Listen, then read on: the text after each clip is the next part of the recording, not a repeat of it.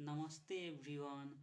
I am Anil Kumar Yadav and here is my friend Mr. Balram Ray and Mr. Anand Kumar Yadav, and we have done a mini project in fourth semester, and we are a student of Electronics and Communication Engineering Department of Nepal Engineering College affiliated to Pokhara University, and we have done a mini project on the topic monitoring of poultry farming. And today we have completed our project and we have successfully conducted our final project defense. And now I am going to tell you about what we have done in our project. Let's start. हामीले चाहिँ यो monitoring of poultry farming यो mini project गरेका छौँ हैन। यसमा हामीले चाहिँ अब पोल्ट्री फार्मिङमा चाहिँ धेरै कुराहरू गर्न मिल्छ क्या, जस्तै त्यसको feeding control, water control, gas control, temperature control, humidity control हैन, लाइट कन्ट्रोल, यो फायर अलार्महरू, त्यसमा सबै यस्ता कुराहरू त्यसमा गर्न मिल्छ क्या। तर यो हाम्रो मिनी प्रोजेक्ट भएकोले यसमा हामीले केही मात्रै फिजिकल प्यारामिटरहरू जस्तै टेम्परेचर कन्ट्रोल, लाइट कन्ट्रोल हैन, अनि ह्युमिडिटी कन्ट्रोल जस्ता यस्ता फिजिकल मिटरहरू त्यसमा कन्ट्रोल गरेका छौँ। र यो हाम्रो प्रोजेक्ट गरेपछि यसमा चाहिँ के फाइदा हुन्छ त, हामीले चाहिँ मेन यो हाम्रो देशमा नेपालमा खास गरी यो गाउँघरमा जुन पोल्ट्री फार्मिङहरू छ त्यसमा चाहिँ हाम्रो यो प्रोजेक्टबाट के फाइदा हुन्छ भनेदेखि चाहिँ जस्तै हामीले लाइट कन्ट्रोल गरेका छौँ क्या। अनि लाइट कन्ट्रोलको लागि हामीले यसमा एलडिआर सेन्सर युज गरेका छौँ, यो लाइट डिपेन्डेन्ट रेजिस्टर हैन। भनेपछि एलडिआर सेन्सरको मद्दतले तपाईँले यो राति हुने बित्तिकै के यो त्यो इन्टेन्सिटी लाइटको इन्टेन्सिटीको आधारमा यो एलडिआर सेन्सरले काम गर्छ नि, यो लाइट सेन्सिटिभ सेन्सर हो क्या। अनि राति हुँदा यो आफै बत्ती बल्ने, अनि दिन हुँदा आफै बत्ती निभ्ने हैन। अनि त्यो अटोमेटिक हुन्छ। त्यसपछि यो टेम्परेचर, अब टेम्परेचर जस्तै हाम्रो नेपालमा चाहिँ यो पोल्ट्री फार्मिङको लागि एप्रोप्रिएट टेम्परेचर चाहिँ 27 डिग्री सेल्सियस छ क्या। अनि त्यही टेम्परेचर अब त्यसमा हैन पोल्ट्री फार्मिङमा त्यहाँ त स्पेसिफिक टेम्परेचरको रेन्ज हुन्छ त्यहाँ हैन, त्यो कुखुराहरूको लागि हैन। अनि त्यसको लागि त्योभन्दा जस्तै 20 डिग्रीभन्दा तल भयो भने त्यसमा हामीले यो टेम्परेचर कन्ट्रोलमा हिटर आफै अन हुने क्या, अटोमेटिक अन हुने। र त्यसमा 28 डिग्रीभन्दा बढी टेम्परेचर भयो भने त्यो फ्यान आफै अन हुने हैन। यो टेम्परेचर कन्ट्रोलमा गरेका छौँ। अनि त्यसपछि यसमै हामीले एउटा यो टेम्परेचर चाहिँ 45 डिग्रीभन्दा बढी भयो भने एउटा फायर अलार्म भनेर हामीले बजरको युज गरेका छौँ यसमा। बजर भनेपछि तपाईँको जस्तै टेम्परेचर चाहिँ यो 45 डिग्री एबभ भएपछि नि त्यो बजर छ, यहाँ छ बजर, तपाईँ हेर्न सक्नुहुन्छ हैन। बजर यहाँ छ, यो जुन छ नि यो हो बजर, यो हैन। त्यसपछि यो तपाईँको एलडिआर हो, यहाँ हेर्न सक्नुहुन्छ तपाईँहरू, यो एलडिआर, त्यो बजर हैन।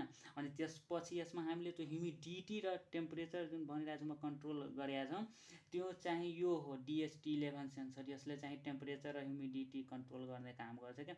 अनि यो पोल्ट्री फार्मिङको लागि ह्युमिडिटी चाहिँ जेनरली नेपालमा चाहिँ 70% चाहिँ एप्रोप्रिएट हुन्छ।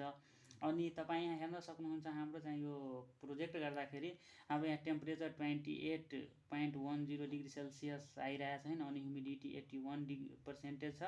अनि एलडिआर सेन्सरको रिडिङ चाहिँ 683 छ क्या। अनि यसमा हामीले त्यो थ्रेस हुन्छ नि, एउटा थ्रेस होल्ड हुन्छ नि, त्यो हामीले चाहिँ यहाँ 500 राखेका छौँ क्या। त्योभन्दा तल जाने बित्तिकै लाइट चाहिँ आफै निभिहाल्छ क्या। अनि यसमा चाहिँ हामीले यो कुराहरू गरेका छौँ हैन, यसबाट यो कुराहरू गर्न सकिन्छ। अनि त्यसपछि यसमा हामीले अब यो त हार्डवेयर तपाईँ हेर्न सक्नुहुन्छ हैन। अनि हामीले यसको त्यो सिमुलेसन पनि गरेका छौँ, प्रोग्रामिङ त्यो हैन, प्रोटियसमा सिमुलेसन पनि गरेका छौँ, त्यो सबै हेराउँला तपाईँहरूलाई हैन। अनि यो सबै मैले गरेर यसको जुन हामीले जुन यसको रिपोर्ट तयार गरेका छौँ अनि जुन हाम्रो प्रोग्रामिङ छ सबै अब त्यो मैले हाम्रो यही यो भिडियोकै लिङ्कमा अट्याचमेन्टमा अट्याच गरिदिने हो क्या, तपाईँहरू पछि नि हेर्न सक्नुहुन्छ। अब यसको यो प्रोग्रामिङ सम्बन्धी अब म बलराम साथीलाई भन्दिनँ। आग्रह गर्दछु। साथै अब प्रोग्रामिङ, यसको प्रोग्रामिङ सम्बन्धी तपाईँ भनिदिनुहोस्।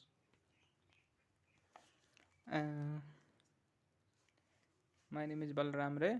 I'm going to describe the rest of the part of our project, basically the programming part and the hardware part. We have completed our project by using Arduino Uno. You already know about it, and DTH11 and the LDR sensor.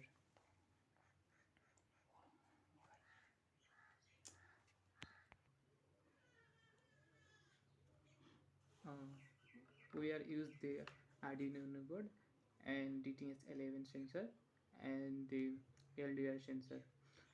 We are going to measure the first of all the value of temperature, humidity, and LDR is going to use going to measure the value of light intensity, and this is going to provide output through AC bulb. We have done here. We have done here. We have done here to measure the temperature and humidity of the internal part of the poultry farming, and according to the measure the value of temperature and humidity, we are going to monitor them ki, like if the certain value of range is exceeded, then we are use the fan to control them. Like in case of if the temperature is going to be increased more than 27 degree, then we are going to use the fan to control the environment factor to maintain the same value. And at the same time, if the temperature is going to be below the value of we have defined in programming, then we are going to be use the heater to control the temperature value.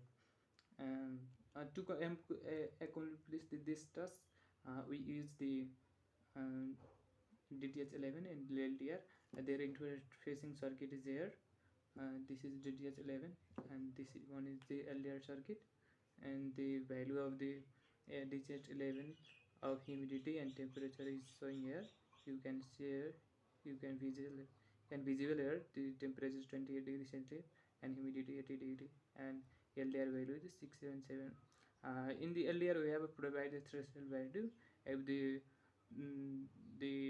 value of threshold is going to be this, then the AC bulb is going to be on.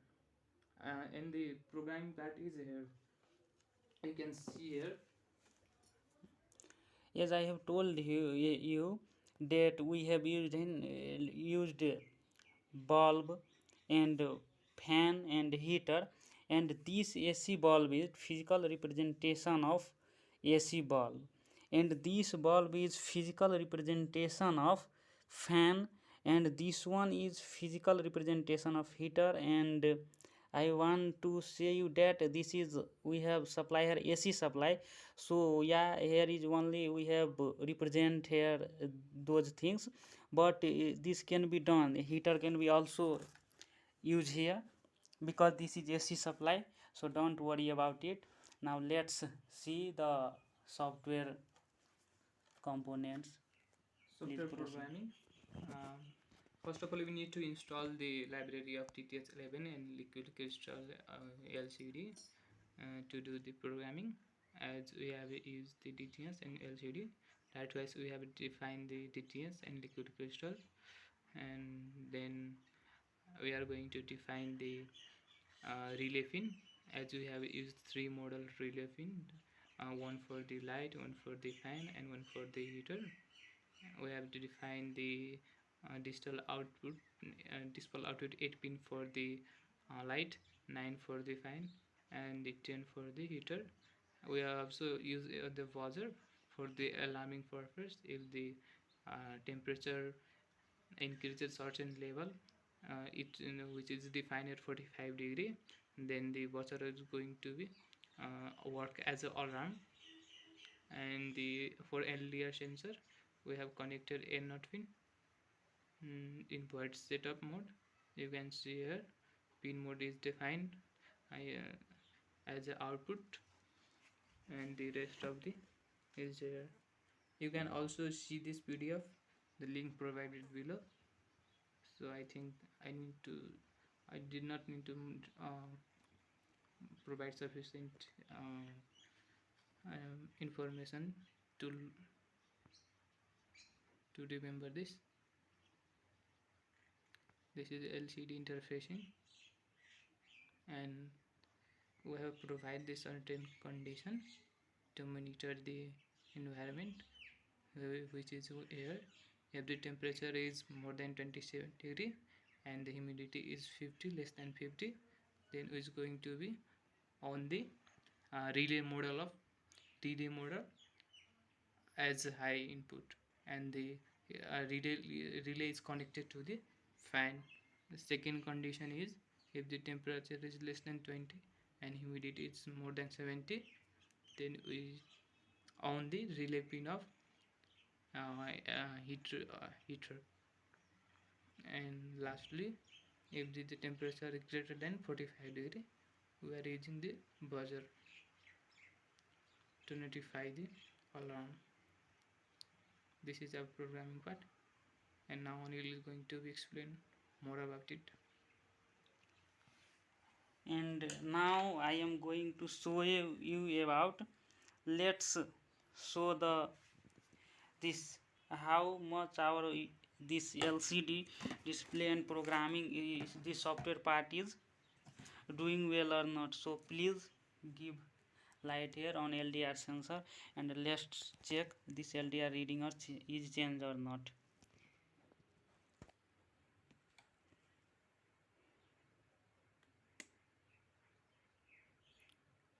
ल साथीहरु, यहाँ अब LDR sensor मैले भनेको थिएँ नि light sensitive sensor हो त्यो। अनि अब LDR सेन्सर माथि हामीले लाइट प्रोभाइड गर्दा हैन त्यसको हेर्नु रिडिङ आफै बढिरहेछ अहिले। LDR को यो रिडिङ आफै घटिरहेछ हैन। अनि त्यसै गरी तपाईको अब जस्तै टेम्परेचर हैन, अब टेम्परेचर नाप्ने त DHT11 सेन्सर हो हैन। अनि त्यसमा हामीले त्यो हिट सप्लाई गर्दा त्यहाँ हिट प्रोभाइड गर्दा हिटको लागि हामीले यो हैन लाइटरको युज गर्छौं त्यहाँ। अनि हिट दिँदाखेरि यो टेम्परेचर चाहिँ बढ्नु पर्ने हो हैन। अनि टेम्परेचर बढ्दा त्यो एउटै सेन्सरले दुईटै काम गर्छ क्या। अनि ह्युमिडिटी चाहिँ घट्नु पर्ने हो। अब किन त्यो म एक्सप्लेन गर्छु। पहिला हामीले हेरौँ यो काम गरिरहेछ कि छैन भनेर। अब लाइट दिँदै छ साथीले हैन, लाइट त्यहाँ दिँदै हिट दिँदै छ। अब हेरौँ यहाँ के हुँदैछ।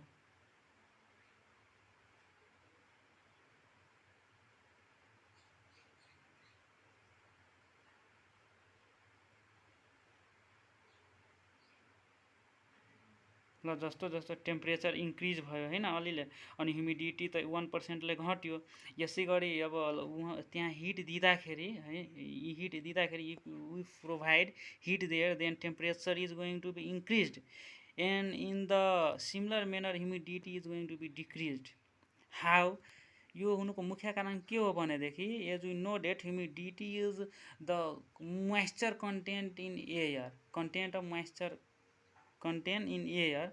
सो यदि यहाँ हामीले टेम्परेचर हाई गर्दाखेरि के हुन्छ, एयरमा त मोइस्चरको मात्रा त कम हुँदै जान्छ। त्यही भएर यो ह्युमिडिटी घट्दै जान्छ के। अनि टेम्परेचर इन्क्रिज हुँदाखेरि यो त्यही भएर एउटै सेन्सरले दुईटैको काम गर्दैन। यो दुईटाको सम्बन्ध यही छ क्या। अनि यसले हामी हेर्न सक्छौँ हैन, हाम्रो प्रोजेक्टले एकदमै राम्ररी काम गरिरहेछ हैन। अनि यो हेर्नु भएकोमा धेरै धेरै धन्यवाद। अनि त्यसपछि हैन यस्तै हामीहरूले यसो प्रोजेक्टहरू गर्दा हामी राख्ने नै छौँ हैन। अनि आशा छ कि तपाईहरुको लागि पनि यो फाइदाकारी हुन्छ हैन। अनि खास गरी यो हाम्रो गाउँघरमा हैन, खास गरी अब हाम्रो नेपालमा त 80% मानिसहरू यहाँको गाउँघरमा नै बस्ने गर्छन् हैन। गाउँ त्यही भएर अब हामीले चाहिँ यो पोल्ट्री फार्मिङमा, प्रिमिटिभ पोल्ट्री फार्मिङमा त्यसमा केही अटोमेटाइजेसन गर्न सक्यो भने त्यो अलि एउटा उपलब्धि, ठुलो उपलब्धि नै हुन्छ। त्यही हामी गर्न खोजिरहेका छौँ हैन। अब यो मेजर प्रोजेक्टमा योभन्दा अझ राम्रो प्रोजेक्ट लिएर राम्रो उपलब्धि र राम्रो रिजल्ट लिएर आउने छौँ भन्ने आशा गर्नु हैन। हामी मेहनत गर्दै छौँ। हेर्नु भएकोमा धेरै धेरै धन्यवाद।